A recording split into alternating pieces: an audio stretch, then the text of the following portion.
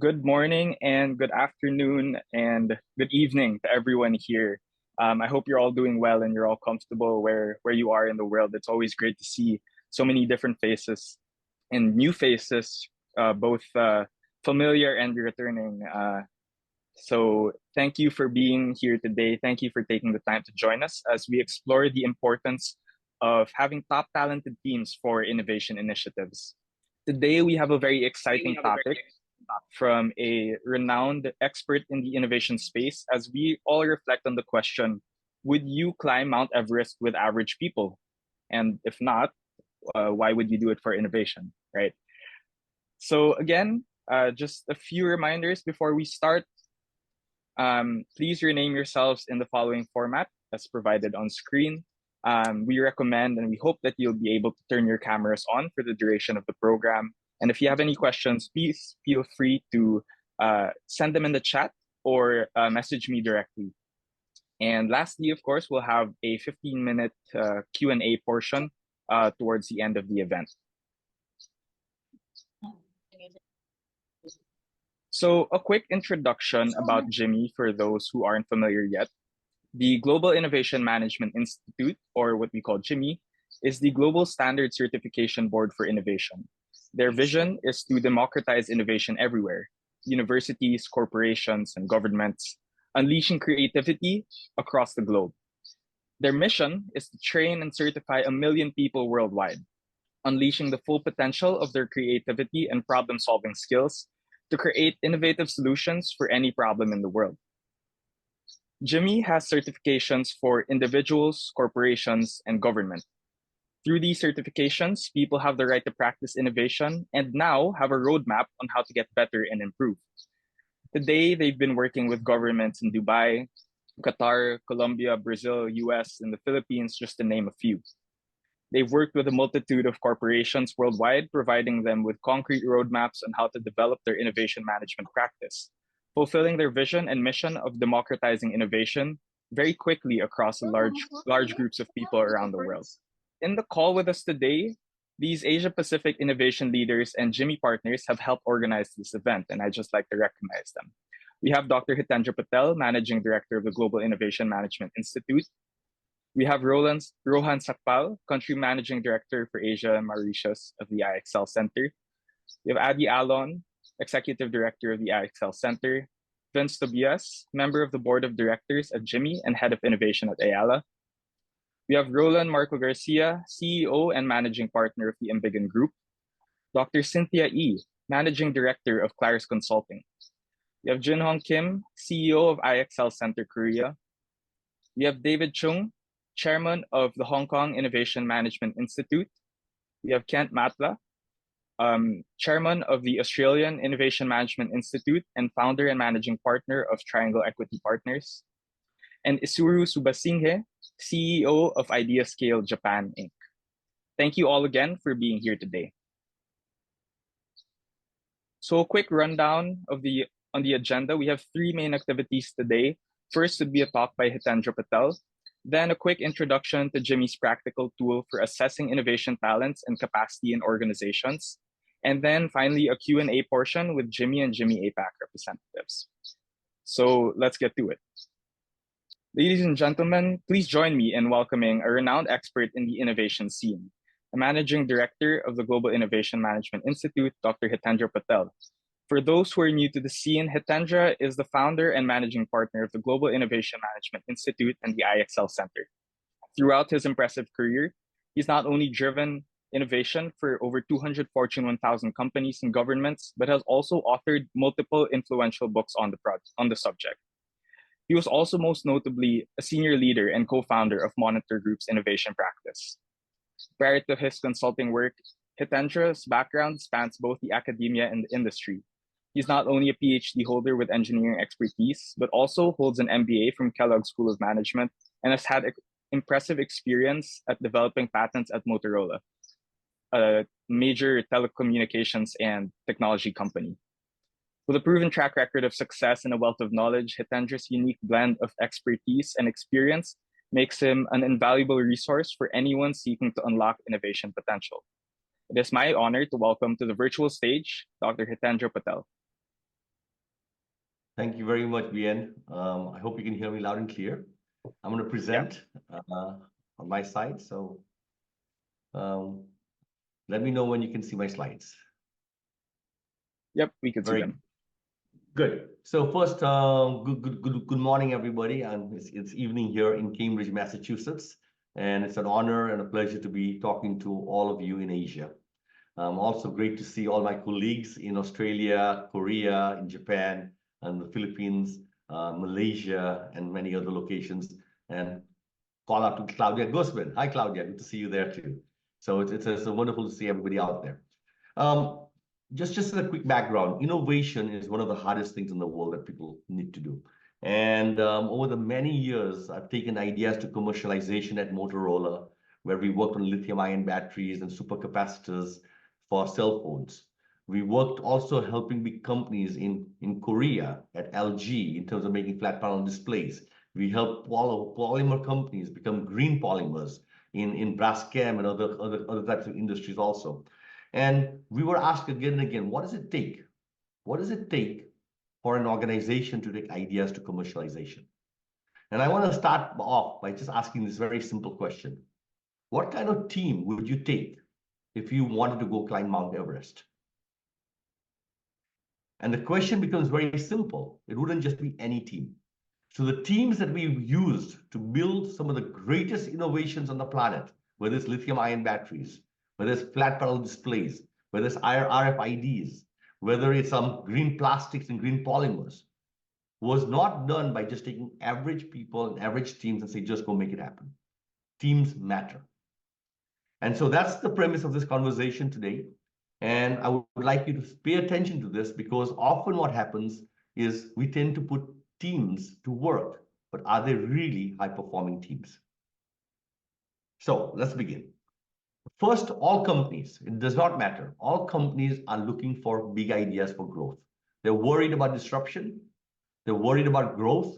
They're worried about competition. They're worried about a whole range of things.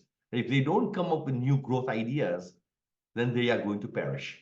So step number one for all companies is, do you have the right sort of people who can come up with the big, bold ideas? Where are those ideas going to come from? It's going to come from people. Do you have people who can think in the right way? The next question is, even if you have big, bold ideas, you actually have to implement them. You have to actually implement them to make them real. Again, do you have the right sort of people who can actually make those ideas real? So it comes down to people. Do you have the people who have the ability to come up with what's next and what else, big ideas? And do you have the people who can actually take those ideas and drive them to completion and execution? So what does it what's required? Well, if this is the case, that it's individuals and teams that are the ones who are going to be generating the big bold ideas, and individuals and teams are going to make it real, to make this breakthrough results real, then we need some sort of high performance. And what is required for high performance in a team or an individual? The first one is you have to think differently. You cannot think the same way as everybody else. Most people, if you ask them what we should do next, will come up with the same sort of boring answers. What we are looking for is exceptional answers, answers which are different than everybody else. So we got to think differently. And then when you actually implement the ideas, you'll have to also act differently. Acting differently is also necessary because the rules by which you were acting are not the same rules used by those who make innovation real. So those are the two things I want you to pay attention to. Do you have people who think differently? And do you have people who act differently? So you want to generate big ideas. How do you do that? How do you guys generate big ideas? Well, people will say, oh, well, we'll have a brainstorming session or something of that type. The reality is that's not how big ideas are actually generated. The big ideas are generated by people who every day when they wake up, they ask this simple question. What's next? What else? What's next? What else?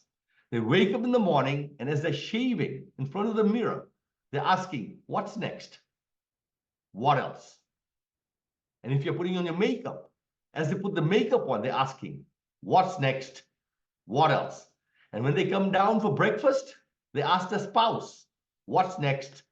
What else? And when they actually go into a meeting, the first meeting for the day, and your staff is sitting there, they look at the staff and say, guys, what's next? What else? And that mindset is always asking about what's next and what else is where the possibilities of new ideas enter in your daily conversations. Most people don't do that. What they ask is, what do I have to do now? And how do I get it done on time and on budget? And they're worried about the checklist for the day. But the ones who are asking about what's next and what else are special. And you need to find them. These people who do ask about what's next and what else, they're talking about a few things. And I'm going to give you some ideas what they're thinking about. They're thinking about the globalization. They're saying, hey, wait a second. The world is globalizing. What's next? The world is globalizing. What else? The Gen Z is coming into our society. A global market means that your ideas in the Philippines or your ideas in Japan or your ideas in Australia could very well be useful in England or the US or in South Africa. Gen Zs are coming. That's next. What's next? Gen Zs. We used to talk about millennials. And these are the people who are asking, what do Gen Zs want next? How do they want to interact with your products and services? And they're asking, what's next? What else with the current products and services? Gen Zs are very different. They're my kids. And they're beginning to be completely digital in everything they do. They do not use Facebook. They message each other, sitting next to each other, and they are different. And therefore, the way they consume things is going to be different. There is a silver economy coming. What's next? What else? That's what you ask. What's next? What else? Silver economy is coming. The silver economy is not about baby boomers. Baby boomers were supposed to leave the planet at age 60 to 80. Now these baby boomers aren't going to leave the planet. They don't want to die. And because of medicine, because of technology, they're going to leave from 80 to 110. And you know how many of them will be there? 65 million of them in the United States. And how many in Korea? And how many in Japan? And all those people are going to leave from 80 to 110. What kind of toilets have we designed for them? What kind of houses do they live in? What kind of cars will they be driving? What kind of medicine will they have? And what kind of Tinder for elders will they be interacting in? They are not going to leave the planet and they're going to have dignity. What's next? What else? Is this what you're asking every single day?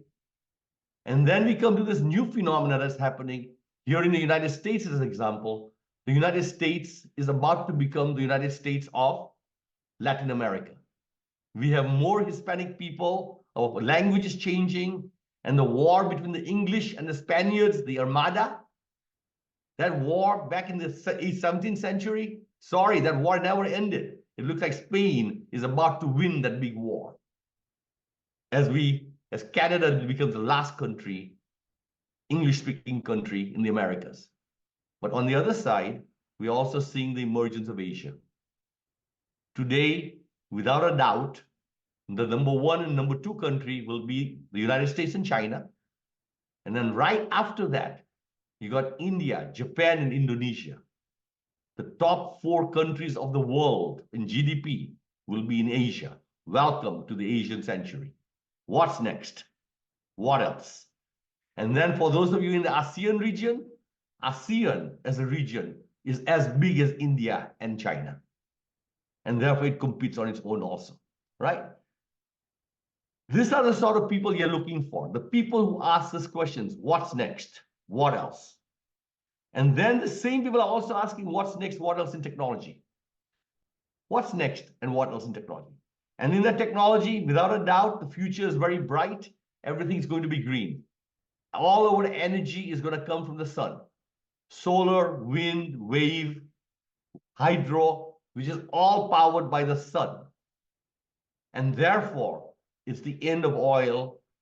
And therefore, we have a different sort of economies where countries which used to be not so popular like deserts and people with lots of oceans are now going to become the powerhouses of energy and green hydrogen of the future. Energy independence and re-emergence of new industries will happen because of this environmental thing, climate change. Similarly, everything is connected. We know that. Digital was here, we saw it, but it's going to get even more so digitally connected. Just the fact that I am talking from Cambridge, Massachusetts right now to all of you in Australia, all of you in the Philippines is happening because of technology. Cameras, video, sensors, computing, everything you should be able to measure now. If you go further, robotics is coming. If you ask Elon Musk, we are almost 1 to 2 years away from human robots. Robots for cars, robots for factories. No more lights in your factories. No more taxi drivers in your cars. No more pilots in your aeroplanes. No more work in your house because a robot will do that. And for that aging population, companion robots are coming. And for those of you who can't find a boyfriend or girlfriend, sure, there's a robot for you too. They're coming and they're going to be better than the human beings, of course. I like BN. BN is smiling at the possibilities, but it's very near. And then ultimately health is coming. And on health, it's the end of cancer. It's the end of diabetes, end of blood pressure, the end of many things. And we will have body parts that will be regenerated, exoskeletons for us to move quickly and easily. And it's going to be an amazing world. My children, I may live to 100, my kids will live to 130, and their kids might live forever. That's where we are going. What's next? What else? Are you thinking about that? And these are the sort of people you want on your team. And then now we have AI, and AI is everywhere. And with AI comes the replacement of our brain, where machines will think better and faster than us and generate new things that we haven't even imagined yet. No longer do we need human creativity. It'll be machine creativity creating things for us. So in that world, what you guys have to do is find people who imagine the future, people who read science fiction, people who are curious, people who are inquisitive. Where are those people who ask, imagine the future? The great companies imagine the hotel of the future, the education of the future, the healthcare of the future. And these people who imagine that, they have the following characteristics. In order for you to find them, these people observe more than the average. They question more than the average. They diverge more than the average. They also know how to converge when necessary. They know how to reframe a situation, and they know how to imagine. Are you hiring for those people? Are you putting those sort of people for your ideation for what's next and what else? Or are you just taking the people who are available and say, you guys, what are our ideas? The people who generate the great ideas are special. They're different. Make sure you find them for coming up with big, bold ideas. So simply stated, if you want to become that person who generates new ideas, ask what's next, what else? Or find those people who do that all the time. At Motorola, we were taught to watch science fiction. We watched Black Mirror and Star Trek. And that's how we came up with some of the greatest ideas on the planet. Because we imagined the future and then we said, let's make it real. Now, if you have big ideas, then you'll have to act differently. Acting differently is implementation. So you start off with a big idea and you need to implement that idea. To implement that idea, you will need different sorts of people. It's not the same people that you do for marketing or you do for operations who can do these projects. Why is that? If you ask the average person, a CEO, that if you have a big idea and you need to implement it, he will say it's a straight line. They believe that the implementation of a big idea is easy peasy. Why don't you just do it? And it should just be a straight line. Good luck. The CEO has forgotten when he or she was younger that it is not a straight line, and all entrepreneurs will tell you it doesn't look like that, and all innovators will tell you that's not what it looks like. If you ask people who have taken project management, PMI, Project Management Institute, and all these other places where they've learned to do Gantt charts and work plans, they say it will look like this. It'll be step functions. We'll walk, and then we'll do this, and then 2 months later, we'll hit a milestone, and then we'll do something else, another milestone, and that's what the project's going to look like. Roland, Cynthia, you know that's not how the journey looks. Good luck. If anybody believes that's how we implement ideas to make it real, that's not how it is. The real journey of innovation looks more like this, right? And everybody knows this when they see it. They know it when they see it, but they do not act this way when it comes to execution. So let me just make sure this story of this journey becomes concrete to you. Imagine if you had to cross the Amazon forest for the very first time, and you are on one side of the Atlantic Ocean, and you want to cross over to the Pacific Ocean through the Amazon forest. No GPS, no map, no guides, no Pocahontas. The 3 of you or 4 of you are the team. And now you get ready to cross the thing. And as you enter the green forest, you see a huge river. Do you cross the river? Of course not. You go upstream to find a narrow point. And then you cross it and you start walking further, and suddenly you come up to a whole bunch of mountains. Did you know the mountains were there? No. So now you have to make a decision. Do I go left or do I go right? Because you don't go straight up the mountain. So you go around that mountain. And guess what?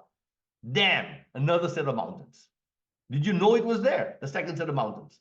Not at all. So you go around that mountain and you see another third set of mountains. So what do you do now? You say, maybe we should go back the other way. And you might even turn around and go backwards. But did you know taking a left turn was a bad thing to do at that moment? And the answer is no. You had to make a decision. You had to either go left or right. You made a choice. And then you learned. And you learned quickly. You learned quickly that it was a bad decision. And because you learned, now you course correct and you pivot. And now you go down and you see a valley, you see a Grand Canyon. You go straight down the canyon? Of course not. You go around it. And then you cross the Grand Canyon, and then you see some angry tribes. Whoops, U-turn. And then eventually, if you're patient and perseverant, guess what happens? You get to the other side. What kind of people are needed for that journey? Ask yourself, what kind of people would you take with you on that journey? In most companies, you go to your boss and you say, I've got this great idea, I need to implement it. And your boss says, that's great, what do you need? And you say, I need 2 or 3 people. So boss looks around and says, oh, there's Peter and there's Jane, they're available. You can have them. Why do you think Peter and Jane are available? Why do you think Peter and Jane are available? Probably because nobody wants them. Probably because they are not even fit to be in any projects. And so you say, sure, I'll take them. You say no. You say no. I want special type of people. I want people who have got grit. I want people who are can do. I want people who will collaborate. I want people who are experimental. Those are the people I need on this team. Not just who's available. And those people need to have some techniques that they understand on how to do innovation. They need to be agile. They need to do sprints. They need to be able to pivot. And they need to be able to create artifacts along the way. So in order for you to cross the Amazon forest, this is the sort of team that you need. Well, what kind of team do you think you need for innovation? Not so different.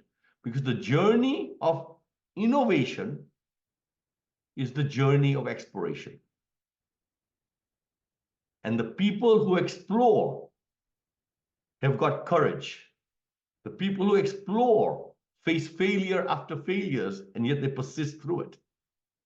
The people who explore are creative and they're collaborative and they're persistent in what they do. So with that, summarize what kind of people are on these journeys. They've got grit. Grit means that you hit them on the head, they get up again. Let's do it again. They collaborate. They are prone to action. They don't just talk, talk, talk. They do. They're experimental. They pivot, they're agile, and they do sprints. Come on, let's try something else. Let's go. And they sprint things through. And that is what is going to make innovation real. So the question is, if you want to do innovation, what kind of team would you take to Mount Everest? And that team must have people who ask, what's next? What else? What's next? What else? And that's where the ideas will be.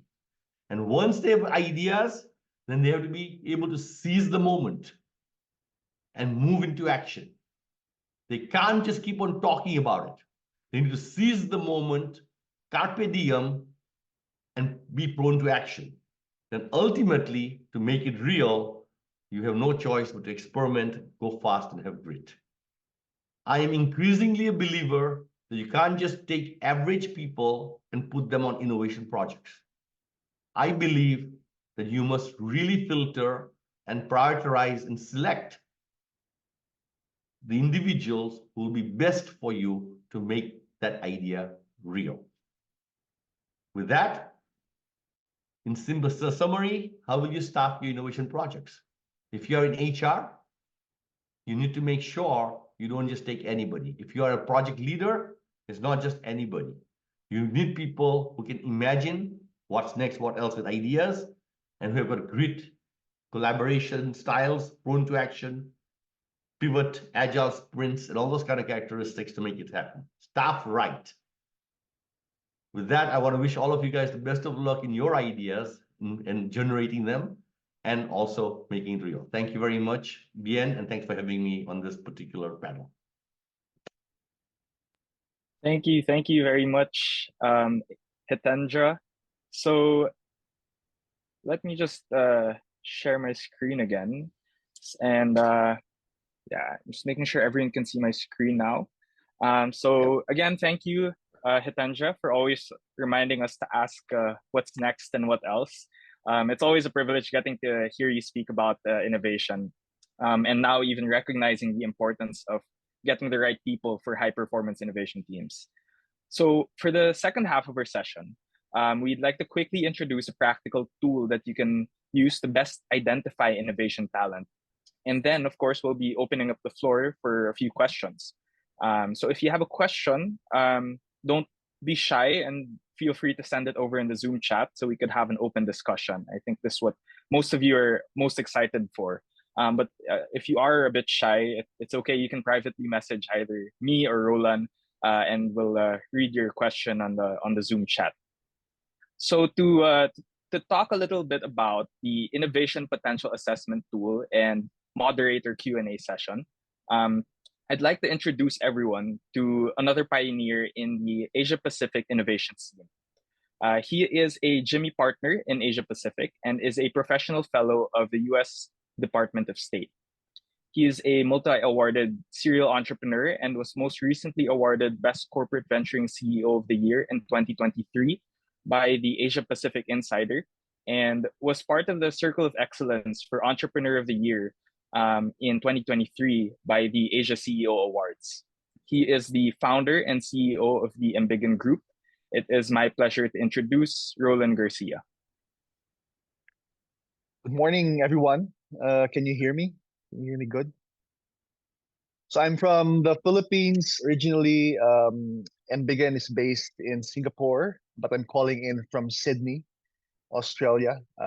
It's afternoon here, a bit cold, but thank you very much, Bian, for the introduction.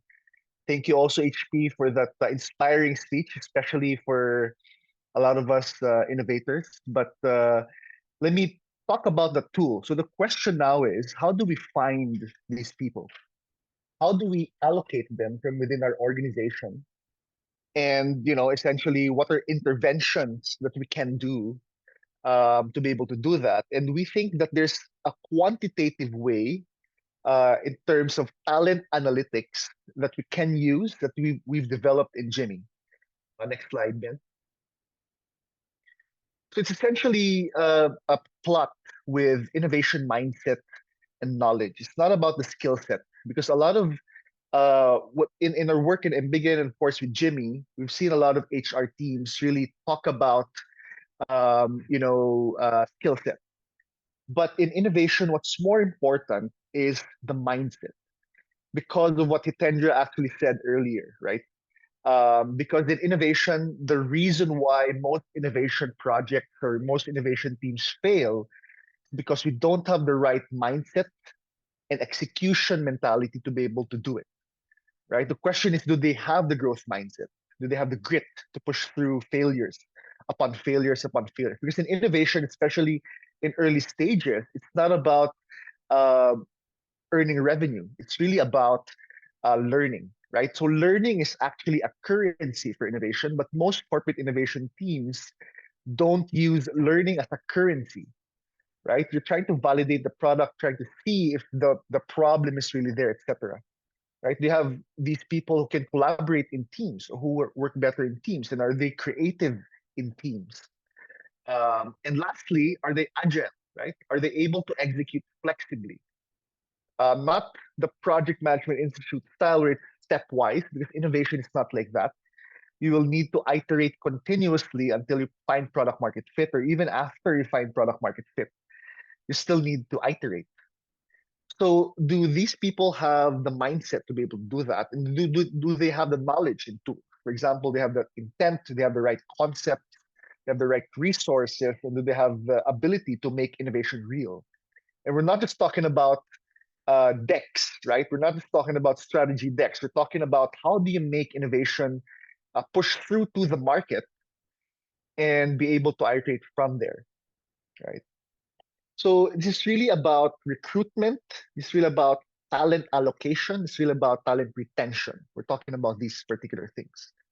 And from there, if you plot it from innovation mindset to knowledge, there's around 7 innovation archetypes. We're talking about rule breakers, rule makers, optimistic executors, and all these archetypes that you need to be able to allocate per innovation team. It's not just about deploying tech talent. It's not just about deploying project management talent, etc. Right? So allocation from this talent intelligence tool will now enable you to understand where to put your aces in the right places, right? To lead innovation projects, to join innovation teams, and specifically for L&D professionals, so learning and development teams, what skills do you need to be able to intervene and get your innovation talent to people who you would take to Mount Everest to? Right. Next slide, then. So it's really about this what we call the IPA, or the Innovation Potential Assessment, or the IPA. Really help HR teams cultivate and retain innovation talent, and for innovation managers to start innovating by evaluating talent, right? And this is not just hunch innovation. It's talking about quantitative understanding of your talent pool in your organizations. If you have thousands of people available for innovation, really good innovation people or archetypes, how do you now allocate them per team, right? It's really just about going through, sending a link, going through a 30-minute online survey, uh, and it will generate aggregate results, right, through this particular matrix, and you will exactly know the archetypes of the innovators available within your organization by region, by business unit, by seniority level, all of these types of marks that you can customize the results to.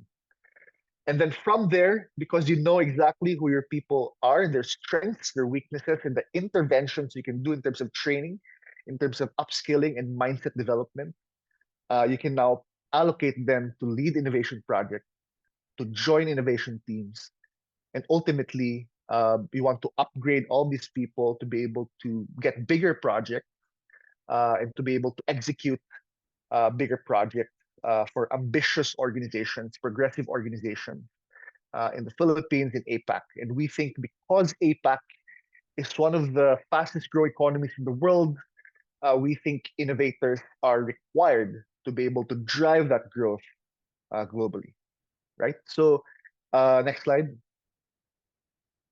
So for HR teams here, for the attendees of this webinar, you can secure a free trial for 5 individuals within your organization. Just contact us if you're from the Philippines. Contact me or Bien. For Malaysia, contact Cynthia. For Hong Kong, David. Korea, Jin Hong. Australia is Kent. For Japan is Suru. Right? So just contact us. We're going to give you a free trial. Try it out for yourself and see how this will help your organization. Okay, so thank you for that. What we'll do now is do some panel discussions. So I'd like to call in Hitendra, Dr. Hitendra again on the screen. Isuru from Japan. And who else? Kent, you wanna chime in the conversation? All right, so while we're in this discussion, perhaps some of you might want to ask some questions. I'll probably type in the chat, or you can DM me or Bien. But I'd like to start this off with one question that everyone can particularly answer, right? So the first question is, and I think Atendra already asked this, but specifically for Isuru, right? For Japan. First question is, how important is it to get the right people in innovation projects? You can share why experience in Japan and in your experience in working with industry. Go ahead, Isuru. Thanks, Ron. That's actually a good question. In fact, last week we had a whole event about that, building innovation team. Normally what happened in Japan when top management want to create innovation program, they I think this is worse. They pick up somebody from research, they get somebody from top sales team, get somebody from marketing or somewhere, and they put them all together and ask them to, oh, hey, come up with some new idea, new business within they give them okay, 1 year. So they have no idea about innovation. Well, they are experts in their own field. Maybe they're top sales guys, but that's what I have seen. Most of the failed programs, they work individually. The sales guy is always thinking about how to increase sales. Anything that he's familiar, he will just do it. So there is no team, a concept. So that's where I think most of the Japanese companies fail their innovation program internally. So what they started going out the company and asking people to give their ideas. Instead of training a team within the company, they try to just go outside and find a new team, new ideas, consulting groups. I mean, that's what happened up to last 2 years. Now, slowly they have changed with government push to reskill their employees. They're trying to move away from outsourcing their innovation team. Instead, they're training employees, and I see that change because we have been receiving a lot of contacts from large organizations. Hey, we have this really good reskill program. We don't have anybody to train our staff. So that's kind of trend and what's happening in Japan in general. Thank you, Isuru. So Kent, what's happening in Australia? It's probably similar in all parts of the world, and HP sort of covered covered sort of the issues that we have globally with sort of, you know, finding the right people and having those right, especially as you mentioned, Roland, the right mindset, which is really important, obviously, as an innovator. But just an example, and I thought this was a good one to raise, was we did the innovation potential assessment recently for a major mining company, and we did it. It was really a pilot. Obviously, they have, you know, thousands of people across the world, but we did it a pilot in their R&D department, which is sort of supposedly their sort of think tank of where all the good ideas are supposed to be coming from, right? And we did that, and we only found, so out of it was a small group to begin with. There's only 20 people that we did it within the R&D section, but it was good to get a map, obviously, and that's what this tool was really good about, right? Is to be able to map out where the skills and knowledge is and where the mindset is when it comes to innovation.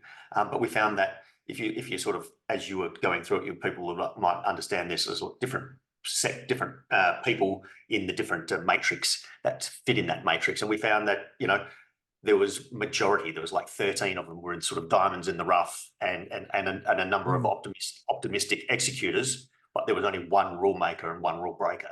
So there was, you know, only sort of potential couple of leaders there in the group, but the rest are all sort of there. And then so it was quite an interesting tool to sort of within their supposedly, you know, ideas department of this mining company to sort of map out where they are and where they fit. And I think is an exceptional tool to use, and helps groups like this to sort of, okay, this is where we're at, and now what's our roadmap next? You know, as you know, what training, what knowledge do we now need to sort of move forward to do? So yeah, found it was an exceptional tool to use and very helpful. Interesting results from the IPA or the IPA in that mining company. Yeah, Ken, thanks for sharing that. Thank you, Isuru. So HP, the question I think I have from Isuru and Kent, right, and probably directed to you is, so how do you build or develop a larger number of these innovation archetypes within the organization, right? Which I think is the struggle for most HR teams, HR departments, or even L&D departments, that who will execute these particular innovation projects that we want to build for our company. So in your experience, of course, decades of experience, and you know, companies using the IPA, how do you think this can go? It's a great question, Roland. What I think was happening and still continues to happen in most HR departments is they hire for a job description. And so the job description is, can you do accounting, or can you do sales, or can you do some sort of specific research or whatever? And what they're not really recruiting for is this type of mindset that is about what's next, what else, curious, inquisitive. So when we were at Motorola, one of the things we used to do during our interviews was we'd put the cell phone in the middle of the table. And we say, we make cell phones, and we'd put the phone in the middle of the table for the person we were interviewing. If that person doesn't touch the phone, there's no round 2 interview. If the person touches the phone during the interview and picks it up and looks at it, we find them a little bit more interested or curious. And if they actually open the phone and take the battery out, yes, batteries were taken out of phones back then, and they took the battery out and just opened it up a little bit more. We said, this person is actually somebody we are interested in to do a second round interview. So what I'm trying to get to is we were looking for the behavior of creativity, inquisitive, curiosity, but our HR department wasn't. And so now what we have to do is put in place a requirement saying, can we observe people in terms of, are they going to exhibit this type of curiosity, persistence, and interest? So with this type of test at IPA, what IPA is providing is you could do a test to incoming people and to see whether they have the curiosity or not. And so you can start filtering specifically what you're looking for. Number one. Now, number 2 is once you have an understanding of what people are and where the gaps are, you can also provide training. You can also provide them training, specifically training on how to even have more of a growth mindset, more of how to be more persistent, more about when you're in trouble, finding a partner and collaborating. So we can train people on certain parts of this thing, and certain parts of it are innate. So I really believe that we need to change our HR policies in terms of recruiting because we need people who can adapt and change for jobs of the future. And that's where innovation is. And more than that, we need people who can actually continuously learn also. And not just say, I'm great, I'm a smart electrical engineer. No, I'm an electrical engineer, which could become a mechanical engineer, which can become something else later on. So we want this ability to keep on transforming. So recruit correctly by testing and evaluating correctly, provide training, and then you might have a larger number of people to select from. But at the very beginning, find your aces and put them in the right places. Don't just put anybody into these things. I want to highlight something, Roland. All across the world, we've got accelerators and all these new types of taking ideas to commercialization. Every company has them. Yeah. And ask yourself, have the number of startups increased? And the answer is yes. Have the number of startups which became unicorn increased? And the answer is close to no. So we've increased people who are doing all this cool stuff. But sorry, we aren't putting the aces in the right places. We're not getting the results. Yeah, and I think based on that, well, we're working with a lot of companies, and a lot of them close their innovation unit because the CEOs don't get the shareholder value, or worse, right? The chief innovation officer that just hired gets fired because they don't get the value from that, right? And this is like for, not only for medium-sized companies, but also for big ones. So my question is, sorry, I think there's one question here from Claudia. Claudia, is it okay if I ask this question? So Claudia's asking, so how do you understand diversity and how do you incorporate it into your team? So Isuru, Kent, Hitendra, just feel free to answer this question from Claudia. I'll let Kent or Isuru start, and maybe I'll just add. Sure. Short comment. I don't know. I mean, like what I have seen in Japan, they care less about that topic. Right. As long as they have somebody to run the program, and most of the times, it's male dominant team, especially kind of old. It's like you don't really want younger employees to go there. You want like somebody who's almost going to leave the company to run and see if it works. So that's the my experience so far. Right. Kent, what did you see so far? No, in Australia, diversity is a massive thing. So when people are building teams, doesn't matter whether it's in innovation or not, diversity is a very strong area that people are focusing on. And so obviously looking at very wider pools of people so that you can find those right skills and the mindsets that we were talking about, but from a diverse group of people. And I think it's been strong here in Australia, and it's only getting stronger. So no, I think it's an important factor that needs to be taken into account. Yeah, for me, diversity is not necessarily that you got a male and a female and an engineer and a marketeer. Diversity for me is the way you think and the way you look at the world. So you want the artist and the engineer, you want the literature, you want a polyglot, somebody who can connect music to the product that you're putting together. And therefore, when you look at the team is extremely diverse that you might not even be friends naturally. If you were to go in college, you would not even necessarily hang together because you're so different. And it is your ability to bring those sort of people together and those people's ability to interact with each other, embrace each other, and not even just respect each other.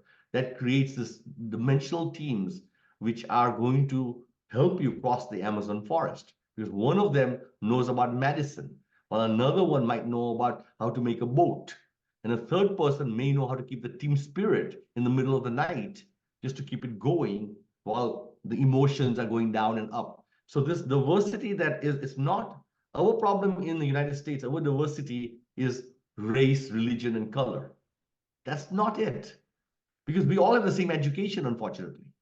It's not the because we all have the same education. There's no diversity in our education. So we need people who think differently and act differently. And I'm talking about the liberal arts people. I'm talking about the critical thinkers. I'm talking about the people you would probably say we shouldn't listen to. And let's take the time to listen to those sort of people. But your HR department will not allow them to get through the system. They are the ones who look like weird people, strange people, and you say, not in our company, right? So they need to learn to dress better, perhaps. But on the other side, we got to do something. One other thing Claudia hasn't mentioned, Claudia and I work together with 800 teams across Colombia. And we took all the small businesses on an accelerator, 800 small businesses, and we made teams from those companies. And out of those 800 companies, 800 teams, we observed many things. And yes, it was important to have gender balances. It was important to have a senior person close to the CEO so that the sponsor and support would be made available for the teams. It was also important to have domain knowledge about the problem you're trying to solve. And so seniority, genders, you need people who are thinkers and doers, and you have to put all that. And in that 800 teams, Claudia, there's a PhD to write. There's a PhD on that topic to write at some point. Somebody's got to do it because we have the data. 800 teams. What makes a team successful? Yeah. Thanks for that, HP, Kent, and Isuru. I'm not sure if this happens globally, right? But for emerging markets, we see a lot of rigid structures. See a lot of older people not wanting to take risks, especially CEOs who, report to their board, and they just want to, get their bonus. And I think this is also very important with what Mike said of Marubeni, but also very related to what Barry said. Barry, I think, is from the Central Bank of the Philippines, asking how should these teams be organized in the organization, centralized or distributed. So off the bat, right, and Kent, Isuru, Hitendri can answer this, but off the bat, there's no one right way to do innovation, right? Especially if it's uh, uh, when you're earlier in the innovation journey. There's a specific kind of organizational structure that can accommodate innovation. But probably get your thoughts here, HP, to hit HP about if you want to answer Barry's question. Yeah. So for me, my personal experience is most CEOs very well understand the importance of innovation today. They know that there's a present and there's a future, and they got to protect the present and make sure, preserve it and make profits from it. And they are trying to create a future. Where they make a mistake often is that basically outsourcing the responsibility to levels too low down in the organization. So certainly it's a manager or an innovation director who's managing the innovation. So the budget gets smaller and the attention from senior level people diminishes also because it's not high enough. So you got to keep it managed at a much higher level, number one. More funds come from that. And then the love and attention from senior people drives projects forward. Okay, number one. The second one is exactly what we're talking about. You got to de-risk it.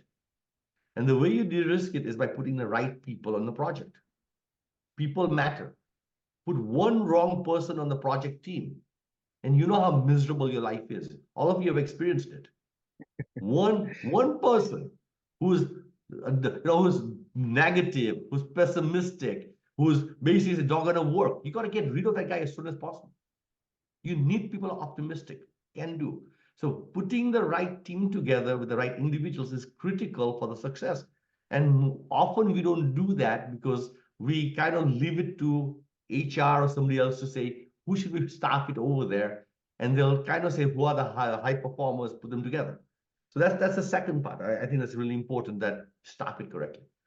And then ultimately, you need to allow these people to not just look inside the company for help, allow them to partner outside. Because when you partner outside with customers or you partner outside with suppliers, they give more credibility to the insiders. To the insiders, that this idea must be interesting if outsiders are supporting it. If the inside people say it's an interesting idea, the boss says, yeah, I've known you all my life and you haven't done, why would I trust you? It's like my marriage. When I was dating my wife, she listened to everything I said. Now I'm married to her, she doesn't listen to anything I say. Why? Because she's familiar. As you get familiar, your value diminishes. But if somebody from outside says HP is a smart guy, my wife will listen. So you need outsiders to make this thing happen. Sorry about the analogy, and I hope my wife will still be happy with me.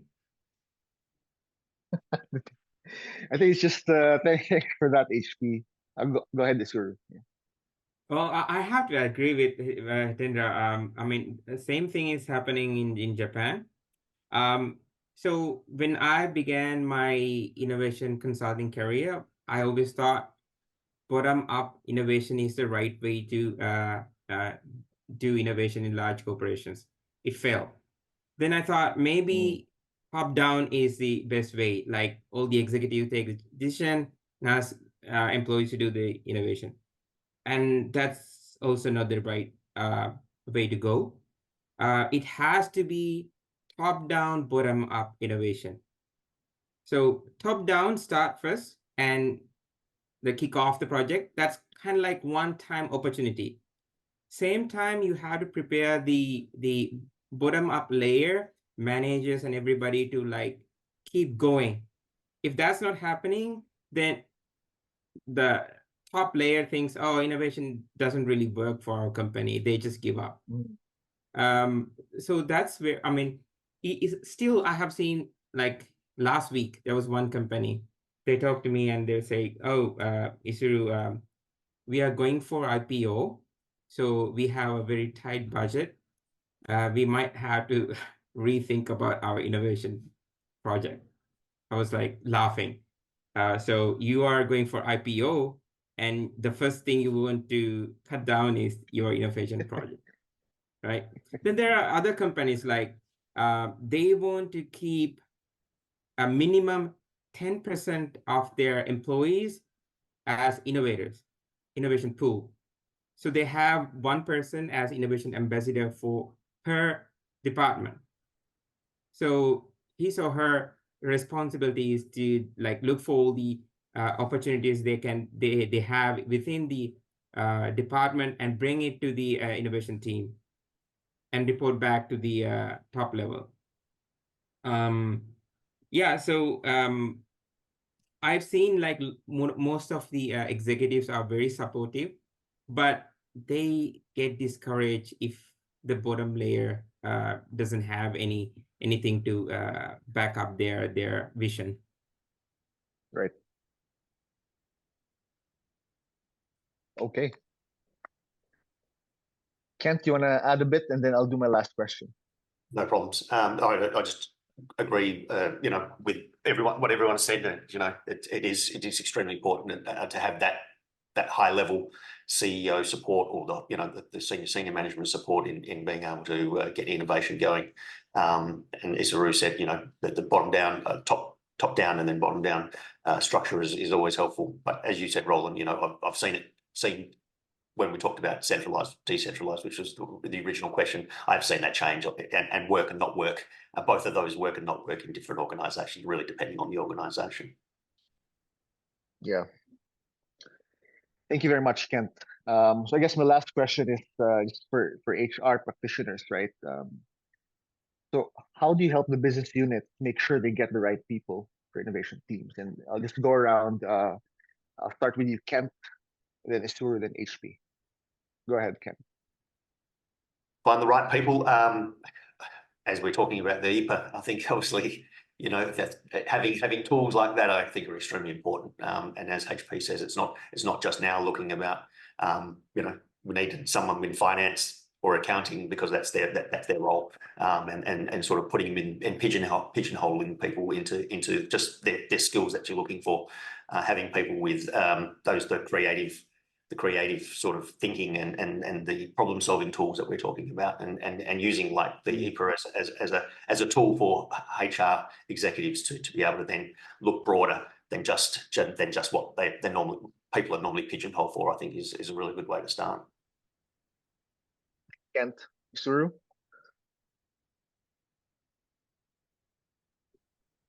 Well, I have seen, like, whenever somebody assigned or forced to do something in any area, it failed.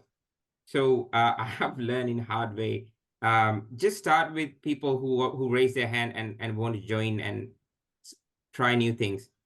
On the way, you can do some kind of assessment and see if they really fit into the team. If they fit into the team, which part of the innovation they are more suitable to support the team. That's, I think, the best way to go. Thank you, Suru. HP? Yeah, for me, we need to take the approach of venture capital. Venture capitalists look for entrepreneurs or startup founders who have done this before. They're not looking for usually founders who are doing this for the first time. They're looking for people who have failed, people who have done this before, once, twice. Successful entrepreneurs get funded twice, more often. Entrepreneurs who have tried before and failed, they get funding also. So what are they looking for? Somebody who's got experiences of failing and learning. So why don't we do the same thing inside our corporation?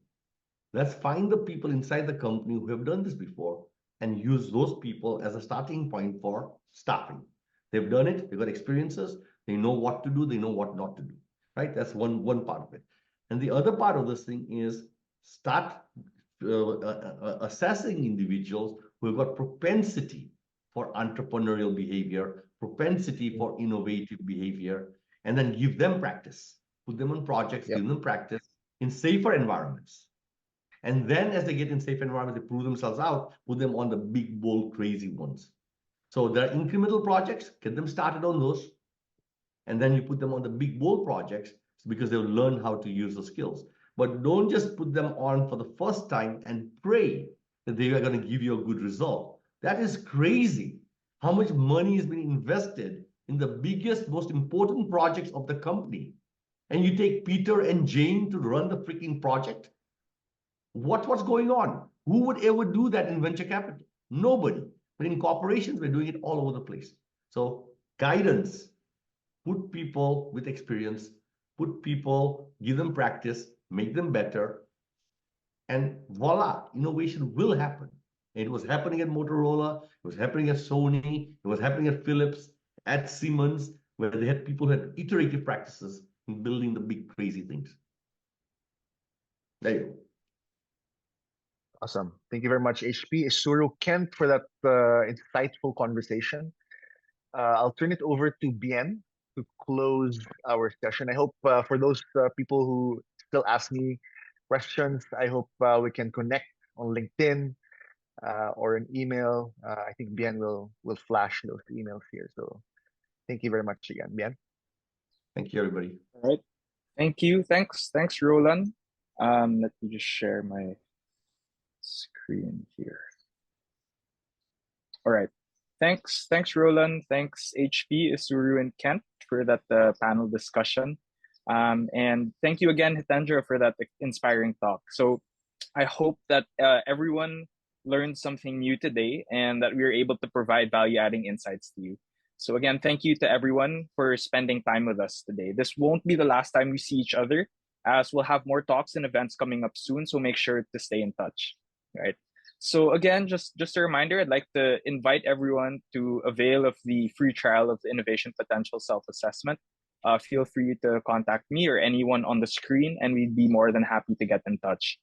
If you also have any further questions, feel free to do the same, right? We'll always be available on LinkedIn, on email, make sure to stay in touch and let's get connected. So again, good morning, good afternoon, and good evening, everyone. Thank you again for spending time with us, and we'll see you next time.